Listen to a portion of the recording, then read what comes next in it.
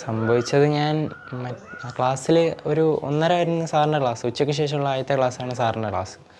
അപ്പോൾ ആ ഒരു സമയത്ത് സാറ് പഠിപ്പിച്ച് കഴിഞ്ഞിട്ട് ഒരു 20 മിനിറ്റ് പഠിപ്പിച്ച് കഴിഞ്ഞിട്ട് സാറ് പേപ്പർ നോക്കിക്കൊണ്ടിരിക്കുമായിരുന്നു.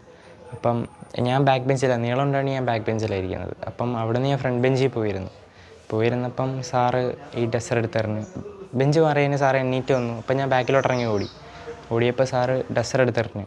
സാറിൻ്റെ ഒരു സ്വഭാവം വെച്ച് സാറിന് അടുത്ത് കൊണ്ടുപോയി തിരിച്ചു കൊടുക്കുകയാണെങ്കിൽ സാർ ഉറപ്പായിട്ട് എന്നെ തൊഴിയും അല്ലെ അടിയും. അപ്പം ഞാൻ ഇതെടുത്ത് ഇങ്ങനെ ഇട്ട് കൊടുത്തു, ഡസ്റ്റർ എടുത്ത് ഇട്ട് കൊടുത്തപ്പം സാറ് അത് എൻ്റെ ക്ലാസ്സിൽ തന്നെയുള്ള വേറൊരു ചേർക്കാൻ എൻ്റെ മുഖത്താണ് തന്നു കൊണ്ടത്. അപ്പം അവന് പ്രശ്നമൊന്നും ഇല്ലായിരുന്നു. അപ്പോൾ സാറിനെ തിരിച്ചറിയുമെന്ന് പറഞ്ഞ് വന്നിട്ട് ഫസ്റ്റ് ഇങ്ങനെ ദേഷ്യപ്പെട്ട് എൻ്റെ അടുത്തോട്ട് വന്നിട്ട് ഞാൻ എൻ്റെ ബാക്കിൽ എൻ്റെ സീറ്റിൽ പോയിരിക്കുക. ഫസ്റ്റ് ഇടി എന്നെ ഇടത്തെ കൈ വെച്ച് എൻ്റെ കവിളിൽ, ഈ ഒരു ഇടത്തെ കവിളിൽ വലത്തെ കൈ വെച്ച് ഇടത്തെ കവിളിൽ ഫസ്റ്റ് ഇടി ഇടിച്ചു, ഈ ഒരു കവിളിൽ. അത് കണ്ടപ്പം തന്നെ ഞാൻ ഒരുമാതിരി ഷോക്കഡായി, ഞാൻ ചത്ത പോലായി. അപ്പോൾ ഫസ്റ്റ് ഇടി ഇടിച്ചു. പിന്നെ എന്നെ പിടിച്ച് എണ്ണീറ്റിട്ട് പിന്നെ ഞാൻ എണ്ണീറ്റിരിക്കുമായിരുന്നു. അപ്പം ഞാൻ എന്തിനാ സാറേ അടിച്ചതെന്ന് പറഞ്ഞ് എണ്ണീറ്റ് നിന്ന്. അപ്പം എന്നെ പിടിച്ചിങ്ങനെ തള്ളിയപ്പം ഭയങ്കര ഫോഴ്സിൽ തള്ളി. ഞാനങ്ങനെ ബാക്കിലുള്ള ഭിത്തിയിൽ പോയി ഇടിച്ച്, ഈ തലയുടെ ബാക്ക് ഭയങ്കരമായിട്ട് ഭിത്തിയിൽ പോയി ഇടിച്ച് അവിടെ നല്ലോണം വേദനിച്ച് പിന്നെയും സാർ അങ്ങോട്ട് കയറി വന്ന് ഈ കഴുത്തിൻ്റെ ഈ ഒരു ഭാഗത്ത് ഇങ്ങനെ അമർത്തി പിടിച്ചിട്ട് എന്നെ അവിടെ കയ്യിൽ ഈ ഒരു ഭാഗത്ത് തന്നെ കയ്യിലെടുത്തിട്ട് ഇടിച്ച്. പിന്നെ ഭയങ്കര നല്ല ശാരീരികമായിട്ട് തന്നെ നല്ല രീതിയിൽ ഉപദ്രവിച്ചു. പിന്നെ സാറ് കുറേ ചീത്തയും വിളിച്ചു, പറയാൻ പറ്റാത്ത വാക്കുകൾ തന്നെ വിളിച്ചു. അത് കഴിഞ്ഞിട്ട് സാറ് പേപ്പർ നോക്കാൻ പോയി. അവിടെ നിന്ന് പേപ്പർ നോക്കി ബെല്ലടിച്ചപ്പം ഇറങ്ങിപ്പോയി. അത്രയും കുട്ടികളുടെ മുമ്പിൽ വെച്ച് അവരെല്ലാം കണ്ട് നിശബ്ദരായിപ്പോയി. ഞാൻ ഒരുമാതിരി ചത്ത പോലായി. കണ്ട പിള്ളേരും അങ്ങനെ എൻ്റെ അടുത്ത് പറഞ്ഞത്, അവരും നിശബ്ദരായി. പിന്നെ സാറൊരു രാത്രി ഒരു 7 മണിയൊക്കെ ആയപ്പോഴത്തേക്ക് വീട്ടിൽ വന്ന് സാറൊരു ഭ്രാന്ത് പിടിച്ച് നിമിഷത്തിലിരിക്കുമായിരുന്നു. 4-5 ദിവസമായിട്ടൊരു പ്രശ്നത്തിൽപ്പെട്ട് ഭ്രാന്ത് പിടിച്ചിട്ട് നിമിഷത്തിലിരിക്കുമായിരുന്നു. അങ്ങനെ പറ്റിപ്പോയതാണ്. എൻ്റെ അടുത്ത് സോറി പറഞ്ഞു. സാറ് തന്നെ പറഞ്ഞ് അങ്ങനെ അടിച്ചിട്ടുണ്ട്, സാറാണ് ഇങ്ങനെ തുടങ്ങിയ ഒരു കാര്യമില്ല പ്രശ്നം തുടങ്ങിയത് എന്നൊക്കെ പറഞ്ഞ് സോറി പറഞ്ഞു. അതാണ് നടന്നത്.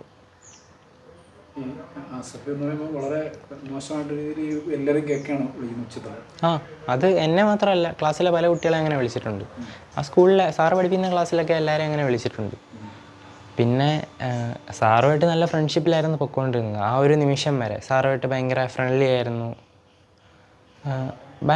ആയിട്ട് തന്നെ പൊയ്ക്കൊണ്ടിരുന്നു. പിന്നെ ആ ഒരു സമയമായപ്പോഴത്തേക്ക് സാറിങ്ങനെ ഒരു അഗ്രസീവ് ആകുമെന്ന് ഞാനും വിചാരിച്ചില്ല. ഇങ്ങനെ ഫ്രണ്ട്ലി ആയിട്ട് പൊയ്ക്കൊണ്ടിരുന്ന സാറിനെതിരെ ഒരു പരാതി കൊടുത്ത് മൂവ് ചെയ്യാൻ എനിക്കും ചെറിയ വിഷമമുണ്ട്. കാരണം ഒരു ഫ്രണ്ടിനെ പോലെ ഉണ്ട് സാറാണ്. പക്ഷേ ഇതുപോലെ 4-5 പ്രശ്നങ്ങൾ ഉണ്ടായിട്ടുണ്ട് സാറിൻ്റെ ഭാഗത്തുനിന്ന് വേറെ കുട്ടികൾക്ക്, എനിക്കല്ല വേറെ കുട്ടികൾക്ക്. അപ്പം വേറെ കുട്ടികൾ ക്ഷമിച്ചുകൊണ്ട് മെഞ്ഞാന്ന ഇടി ഞാൻ കൊള്ളേണ്ടി വന്നു. ഇപ്പം ഞാൻ ക്ഷമിച്ചാൽ നാളെ അത് വേറെ ആരെങ്കിലും കൊള്ളും. ഇപ്പം ഞാൻ കാരണം വേറൊരു കുട്ടി എന്തായാലും ഇങ്ങനെ അടി വാങ്ങാൻ പാടില്ല. എനിക്ക് പറ്റിയത് വേറൊരു കുട്ടിക്കും വരാൻ പാടില്ല. അതുകൊണ്ടാണ് ഞാൻ കേസ് കൊടുക്കാൻ തീരുമാനിച്ചത്. നീരുണ്ടായിരുന്നു, കവിളിൽ നല്ല നീരുണ്ടായിരുന്നു, ഈ തലയുടെ ബാക്കിൽ നല്ല മുഴച്ചിരിപ്പുണ്ടായിരുന്നു. അങ്ങനെ ആശുപത്രിയിൽ പോയി അവർ ഡോക്ടർ CT എടുക്കാൻ പറഞ്ഞു. നല്ല രീതിയിൽ എന്നെ ഉപദ്രവിച്ചിട്ടുണ്ട്. ആ ഒരു സാറ് ഭയങ്കര ഫ്രണ്ട്ലി ആയിട്ട് കണ്ടൊരു സാറ് ഇങ്ങനെ ചെയ്തപ്പോഴത്തേക്ക് മാനസികമായിട്ട് ഞാൻ തകർന്നുപോയി. സാറങ്ങനെ ചെയ്യുമെന്ന് ഞാൻ പ്രതീക്ഷിച്ചില്ല. പിന്നെ ഇതിന് മുമ്പ് ഇതുപോലെ പ്രശ്നങ്ങൾ ഉണ്ടായിട്ടുണ്ട്. സാറ് ചീത്ത വിളിച്ചിട്ടുണ്ട്, അപമര്യാദയായിട്ട് സംസാരിച്ചിട്ടുണ്ട്. അത് എൻ്റെ അടുത്ത് മാത്രമല്ല എല്ലാവരുടെ അടുത്തും. പക്ഷേ അത് പുള്ളി ഇങ്ങനെ അഗ്രസീവായിട്ടുള്ളൊരു കാര്യം ഇതുവരെ ചെയ്തിട്ടില്ലായിരുന്നു. അല്ലാതെ സാറ് വടികൊണ്ട് അടിക്കത്തൊന്നുമില്ല. സാധാരണ ഇടിക്കും, കൈ വെച്ച് ഇങ്ങനെ അടിക്കും, കാലുകൊണ്ട് തൊഴിക്കും. ഇതൊക്കെ നമ്മൾ ഈ ക്ലാസ്സിൽ കയറി വരാൻ ലേറ്റ് ആകുവാണെങ്കിൽ, ഉച്ചയ്ക്ക് ശേഷമുള്ള പീരീഡ് ആയതുകൊണ്ട് ക്ലാസ്സിൽ കയറി വരാൻ ലേറ്റ് ആകുവാണെങ്കിൽ നമ്മൾ തടി കഷ്ണമൊക്കെ എടുത്ത് തരണമായിരുന്നു. അദ്ദേഹത്തൊന്നും കൊണ്ടില്ല, എന്നെയല്ല വേറൊരു കുട്ടിയൊക്കെ തടി കഷ്ണമൊക്കെ എടുത്ത് തരണമായിരുന്നു. പുള്ളി അങ്ങനെ അഗ്രസീവായിട്ടുള്ള സ്വഭാവം വെച്ച് പുലർത്തുന്നുണ്ടെങ്കിലും പക്ഷേ ഇങ്ങനൊരു സംഭവം ആദ്യമായിട്ടാണ് എൻ്റെ അറിവിൽ. ഇങ്ങനൊരു സംഭവം ഞാൻ ഒരുമാതിരി ചത്ത പോലായി. ഞാൻ പകുതി ചത്ത്. കണ്ടുകൊണ്ടിരുന്ന എൻ്റെ ക്ലാസ്സിലെ കുട്ടികളും പേടിച്ചുപോയി. അവർക്കാരും അനങ്ങാൻ പറ്റത്തില്ല. അവരും പേടിച്ചുപോയി. എനിക്ക് എന്തോ സംഭവം എന്നറിയത്തില്ല, വെറുതെ അടിച്ചു. ഞാൻ എന്തിനാ അടിക്കുന്നതെന്നെങ്കിലും പറഞ്ഞിട്ട് അടിക്കണ്ടേ.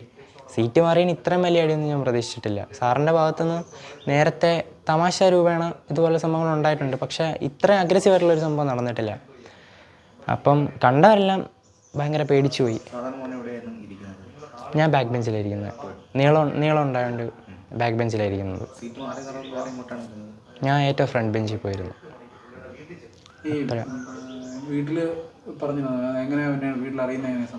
വീട്ടിലറിയുന്നത് ഞാൻ ഒരു വിഷയമുണ്ട്. ഞാൻ സ്കൂളിലും അങ്ങനെ വലുതായിട്ട് ആരോടും പറഞ്ഞില്ല.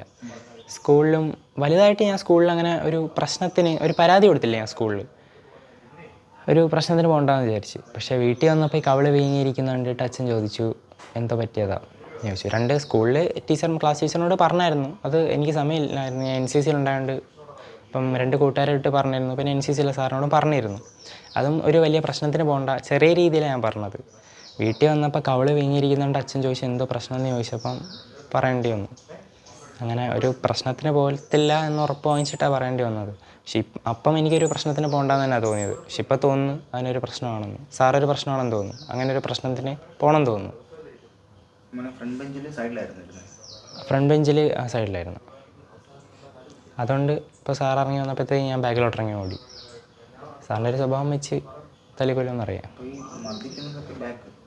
ബാക്കിൽ ബോയ്സിൻ്റെ ഇപ്പം റൈറ്റ് സൈഡിൽ ബോയ്സും ലെഫ്റ്റ് സൈഡ് ഗേൾസും ഇരിക്കുന്നത്. ഇപ്പം ഈ ബോയ്സ് ഇരിക്കുന്ന സൈഡിൻ്റെ അങ്ങേ അറ്റം മൂലയെ കൊണ്ടിട്ടാണ് ചെയ്യുന്നത്.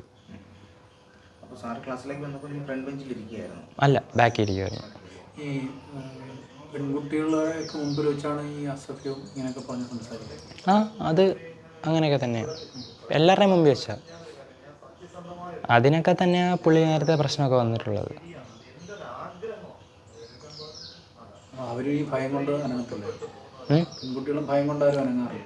അനങ്ങാറില്ല. സാറിനെ പൊതുവെ എല്ലാവർക്കും പേടിയാണ്. ക്ലാസ്സൊക്കെ എങ്ങനെയുണ്ടോ? അക്കാഡമിക് രീതിയിൽ പുള്ളിയുടെ ക്ലാസ്സുകളുടെ രീതിയിലാണ്? സാറ് പഠിപ്പിക്കുന്ന കാര്യം പറയുകയാണെങ്കിൽ വായിച്ചു പോകും, മലയാളം പറഞ്ഞ് മനസ്സിലാക്കി തരും. അല്ലാതെ അങ്ങനെ പഠിപ്പിക്കുന്ന കാര്യത്തിൽ വലിയൊരു പ്രശ്നമൊന്നും വരുന്നില്ല. ഇങ്ങനെ സാറിൻ്റെ ക്യാരക്ടറിലാണ് പ്രശ്നം വന്നത്.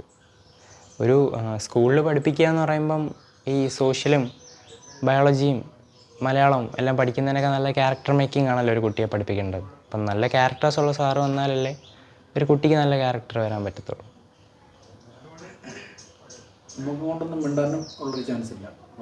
ഇല്ലില്ല, സാറ് ഇടുന്ന് ഇടിക്കുമ്പോൾ അങ്ങനൊരു ഭയങ്കരമായിട്ട് ഇടിക്കുമ്പം മിണ്ടാൻ പറ്റത്തില്ല. വല്ലതും മിണ്ടിയ സാർ ഇടിക്കും. സാറ് അപ്പോഴേ എൻ്റെ അടുത്ത് ചോദിച്ചു, ഞാൻ സാറെന്തിനാണ് വെറുതെ ഇടിക്കുന്നതെന്ന് ചോദിച്ചപ്പം എൻ്റെ അടുത്ത് നീ എന്താ ഗുണ്ടയ്ക്ക് പഠിക്കുന്നതെന്നും പറഞ്ഞ് അപ്പോഴാണ് ഈ കൊങ്ങയ്ക്ക് പിടിച്ച് ഭിത്തി കയറ്റിയത്. നല്ല അഗ്രസീവായിട്ടാണ് സംസാരിച്ചത്. സാറിനെ അന്ന് വരെ കണ്ടൊരു സാറല്ലായിരുന്നു ആ ഒരു നിമിഷത്തിൽ. പിന്നെ ഒരു അധ്യാപകൻ ഒരു കുട്ടിയോട് വീട്ടിൽ വന്ന് സോറി പറയണമെങ്കിൽ അതിന് ഒരു കാരണം കാണുമല്ലോ. അല്ലെങ്കിൽ ഒരു അധ്യാപകൻ ഒരു കുട്ടിയോട് സോറി പറയുന്നത് മോശമാണ്. ഞാൻ സാറിൻ്റെ അടുത്ത് ആവശ്യപ്പെട്ടിട്ടുമില്ല സാറിൻ്റെ അടുത്തൊന്ന് സോറി പറയണമെന്ന്. വീട്ടിൽ വന്ന് എന്നോട് ക്ഷമാപണം നടത്തി. അതിൻ്റെ തെളിവ് ഉൾപ്പെടെ എൻ്റെ കയ്യിലുണ്ട്.